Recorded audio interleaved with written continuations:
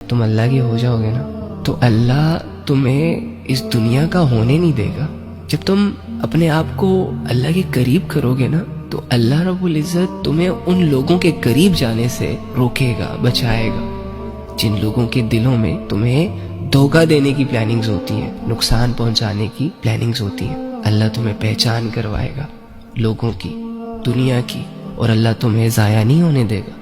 تمہاری زندگی کے ایک ایک لمحے کی حفاظت کرے گا تمہارا رب. بس تم نے کیا کرنا ہے؟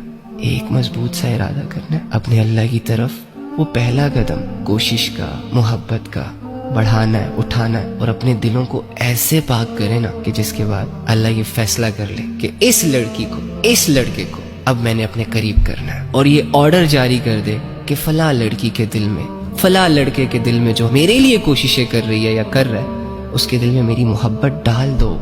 اور جب تمہارے دل میں اللہ کی محبت آ جائے گی نا پھر تم دنیا سے محبت نہیں کر سکو گے. پھر اپنے مقصد پر تم جینا سٹارٹ کر دو گے. کون سا مقصد؟ زندگی کا مقصد. الذی خلق الموت والحیات لیبلوکم ایکم احسن عملا. میرے بندے، میں نے یہ زندگی اور موت کا جو پروسیس کریٹ کیا ہے یہ اس لیے کیا تاکہ میں دیکھ سکوں کہ تم میں سے کون اچھے اعمال کرتا ہے. جب تمہارے دل میں اللہ کی محبت اتر جائے گی نا تو پھر تم سے وہی اعمال سرزد ہوں گے جو اللہ دیکھنا چاہتا ہے، جو اللہ کو پسند ہے. تو کیوں دیر کریں؟ اتنی ساری زندگی تو ہم نے ضائع کر دی.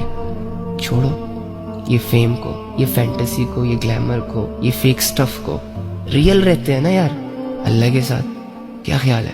اللہ کو پانا گھاٹے کا سودا تھوڑی نا. دنیا ہاتھ سے نکل جائے، اللہ مل جائے، اور کیا چاہیے؟ چلو آؤ اپنے بھولے ہوئے خدا کو یاد کریں کہ جو رب ہمیں بار بار اپنی طرف پکار رہا ہے، بلا رہا ہے. اس کی آواز پہ لبیک کہتے ہیں اور اللہ سے کہتے ہیں اے اللہ جان بھی حاضر، مال بھی حاضر، وقت بھی حاضر، جسم بھی حاضر. آج کے بعد تو ہمارا اور ہم تیرے.